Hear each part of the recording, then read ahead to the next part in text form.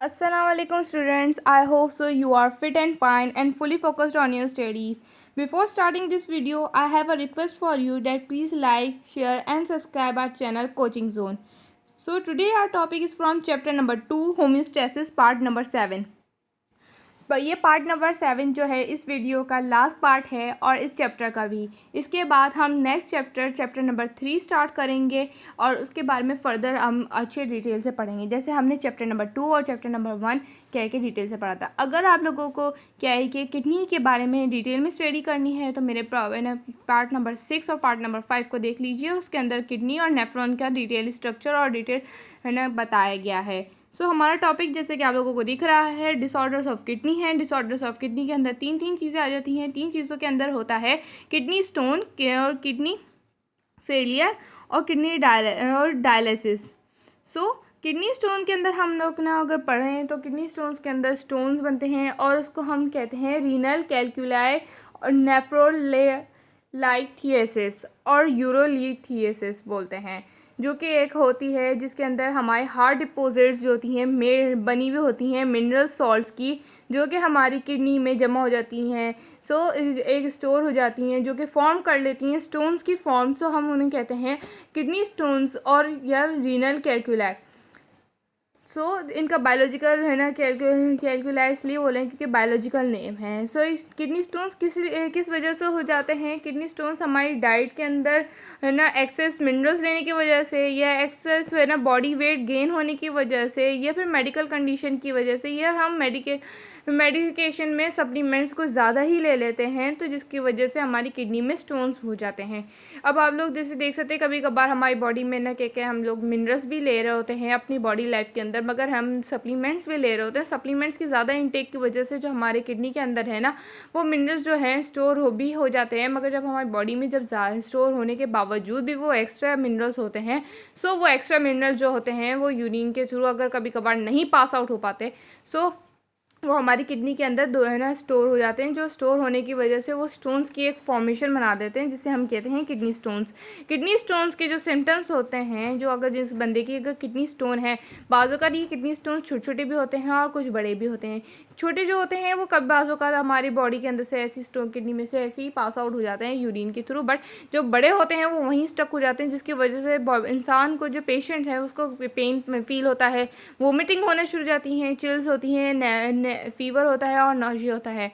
मतलब कि फ़ीवर बुखार चढ़ जाता है, सर्दी लगने लगती है, वोमिटिंग होने शुरू हो जाती है और नौजिया मतलब कि चक्कर और वो है ना अजीब सी कैफियत होना शुरू हो जाती है। क्योंकि है ना जो किडनी स्टोन्स है ना हो जाती है तो उसके अंदर वेस्ट जो होता है वो आपका एक्सक्रीट आउट नहीं हो पाता सही से, यूरिन आपका एक्सक्रीट आउट नहीं हो पाता। यूरिन एक्सक्रीट आउट नहीं होगा तो टॉक्सिक सब्सटेंस आपकी बॉडी से नहीं निकलेंगे, और बॉडी सब्सटेंस अगर नहीं टॉक्सिक बॉडी सब्सटेंस नहीं निकलेंगे आपकी बॉडी से आपकी लिए परेशानी हो जाएगी। आपके सारे मैकेनिज़्म और सारे आपकी जो है ना परफॉर्म हो रहे हैं फंक्शन वो डिस्टर्ब हो जाएंगे। आपका ब्लड फिल्टर नहीं होगा सही से, जिसकी वजह से आपको बहुत फर्दर फैटल कंडीशंस का है ना के सामना करना पड़ेगा। ट्रीटमेंट क्या है किडनी स्टोन्स का? एक यूरोलॉजिस्ट जो कि है ना किडनी का डॉक्टर होता है, वो आपको जो रिमूव करेगा आपके किडनी स्टोन्स, उसका तरीका ये है कि वो जो शॉक वेव देगा, शॉक वेव लिथोट्रिप्सी देगा आपको आपकी किडनी के थ्रू, ताकि वो जो स्टोन है, लार्ज स्टोन है जो कि ट्रैक को ब्लॉक कर रहा है, वो स्मॉल पीसेस में हो जाए, और इतने स्मॉल पीसेस में करते हैं ताकि आपकी यूरिन में ईजीली आपके वो पास आउट हो जाए और है ना जाके आपकी फिल्ट्रेशन दोबारा से स्टार्ट हो जाए। है ना क्या है कि ये लिथोट्रिप्सी ब्लास्ट कर देता है किडनी स्टोन्स को स्मॉल पीसेस, यही बात लिखी हुई है कि ताकि आपकी यूरिनरी ट्रैक से अब आप ये देख सकते हैं कि जो किडनी स्टोन है ये ब्लॉक किया हुआ है किडनी के पैसेज को, और ना कि यूरिन के पैसेज को रोका हुआ है, जिसकी वजह से हमारे जो यूरिन की टॉक्सिक सब्सटेंसेस हैं वो नहीं निकल पा रहे हैं। अब हम सेकेंडली बात करेंगे किडनी फेलियर के ऊपर। किडनी फेलियर ये है जैसे कि किडनी फेल हो जाती है, जैसे स्टूडेंट्स अगर नहीं पढ़े तो किडनी फेल हो जाती है, तो इसी तरह किडनी भी फेल हो जाती है। किडनी फेलियर को हम कहते हैं कि रीनल फेलियर, क्योंकि किडनी का बायोलॉजिकल नेम रीनल कहते हैं हम। रीनल फेलियर मीन्स है ना किडनी फेल हो गई। है ना कि बोथ किडनी की अगर फेल की 2 फेजेस हो सकते हैं कि किडनी ने बिल्कुल ही काम करना छोड़ दिया है या किडनी हाफ फेल हुई है। पूरी फेल नहीं हुई है मीन्स हाफ फेल हुई है, टेम्परेरी है। सो टेम्परेरी जो फेस होता है उसको किसी ना किसी तरीके से रिकवर कर लिया जाता है मेडिसिन के थ्रू और या डायलिसिस के थ्रू, ताकि पूरी फेल ना हो। So this time chronic disease में जिनकी पूरी हो जाती है, वर्स्ट हो जाती है उनकी कंडीशन, सो उनकी किडनी जो होती है उसे रिमूव करना पड़ जाता है, या फिर अगर दोनों फेल हो जाती हैं, क्योंकि कंडीशंस के ऊपर ना डिपेंड करता है पेशेंट की। अगर पेशेंट की दोनों किडनीज फेल हुई हैं सो इट मीन्स उसे ट्रांसप्लांट की नीड है, और अगर पेशेंट की एक किडनी फेल हुई है सो उसको ये होता है कि उसकी जो दूसरी किडनी है वो काम कर रही है, सो एक किडनी को रिमूव कर दिया जाता है।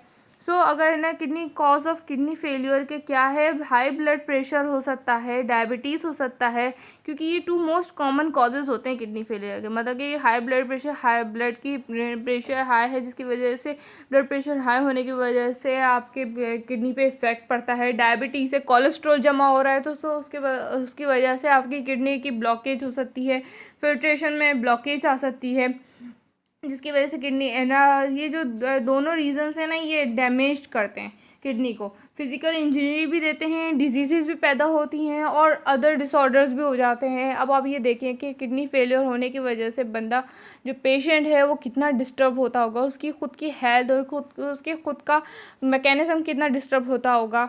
सो इसका ट्रीटमेंट है किडनी है ना, क्या क्या आप है ना ये बात करें कि किडनी फेलियर के जो ट्रीटमेंट है, इस ट्रीटमेंट को कभी कभार जो वो बोल रही हूँ कि अगर एक किडनी फेल हुई है सो उसको डायलिसिस के ऊपर दिया जाता है, और अगर दोनों वो हो गई हैं तो किडनी ट्रांसप्लांट के ऊपर लेके जाया जाता है। किडनी ट्रांसप्लांट के बारे में अगर मैं आपको बताती चलूँ कि किडनी ट्रांसप्लांट में होता क्या है कि जो पेशेंट है उसे किडनी की नीड पड़ जाती है। अब किडनी जो डोनर, जो हेल्दी बंदा है, जो अपने अगर डोनेट कर रहा है किडनी को, सो कह के ना डोनेट कर रहा है, तो उसको फर्स्ट ऑफ ऑल उसकी जो है उसको मैच करना ज़रूरी है। अगर उसकी किडनी मैच हो जाती है उस पेशेंट से सो उसका रहना क्या ऑपरेशन होगा, उसकी ट्रांसप्लांट हो पाएगा।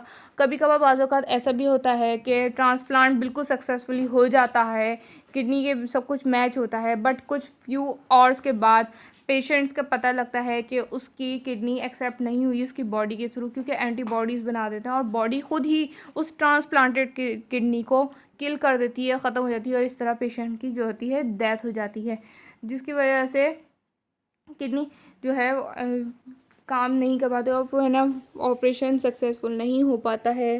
सो अब हम अगर बात करें कि किडनी जो ट्रांसप्लांटेड किडनी है ना कि टेक ओवर कर लेती है वर्क के ऊपर डैमेज किडनी के, क्योंकि और रिमूव कर देती है वेस्ट को और extra fluid from your body.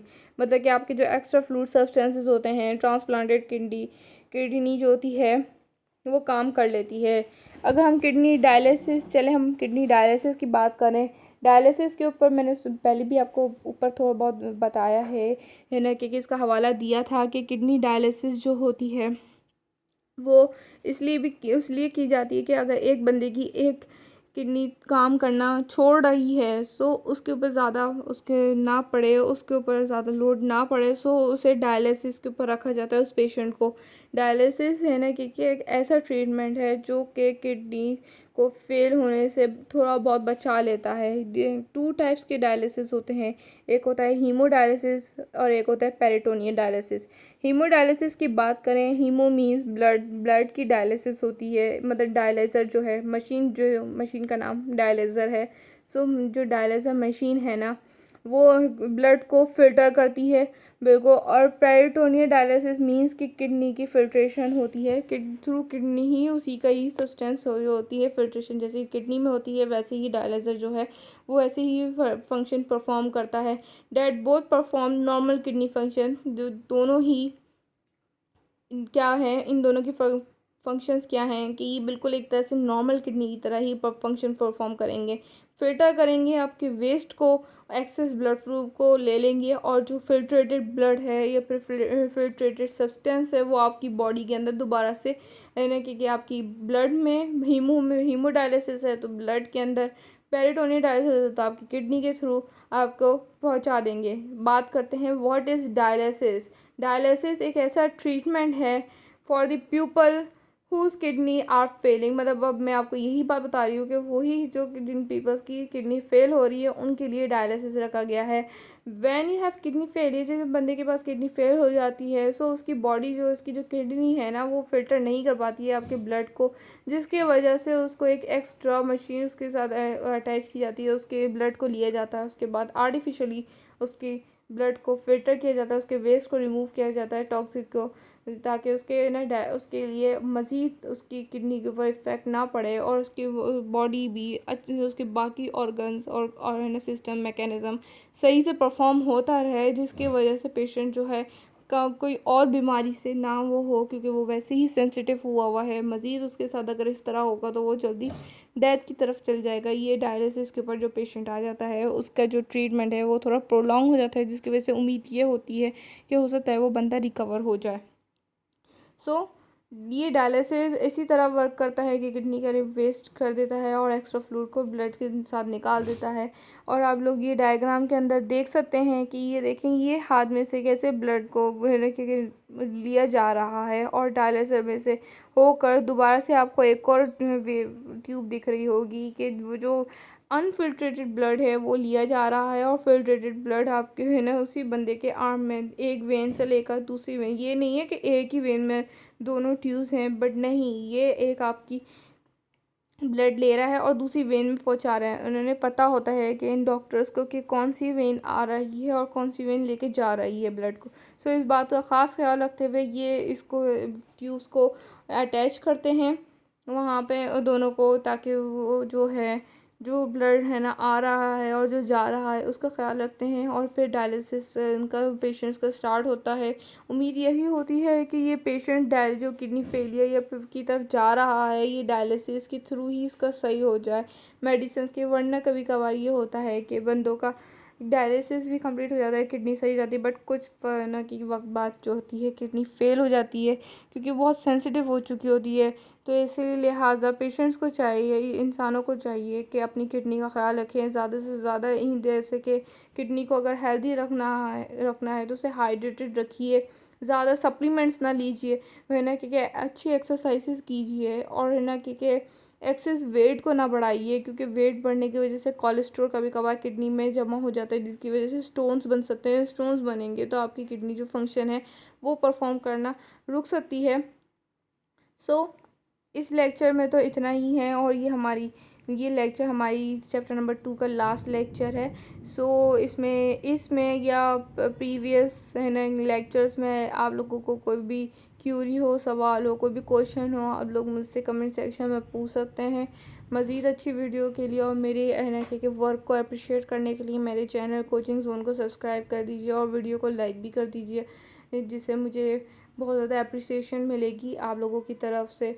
और मैं और मज़ीद इस अपनी वीडियोस के ऊपर कि मेहनत करती रहूँगी ताकि आप लोगों को हर इंफॉर्मेटिव और हर है ना कि फ़ायदेमंद वीडियो मिलती रहे।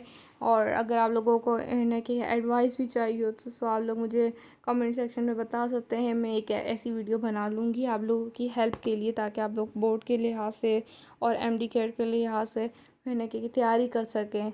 सो अब आज के लिए इतना ही। जब तक अपनी पढ़ाई पे फोकस रहिए और अपने एम्स एंड गोल्स को ना छोड़िए। सो मुझे दीजिए इजाज़त। अल्लाह हाफ़िज़।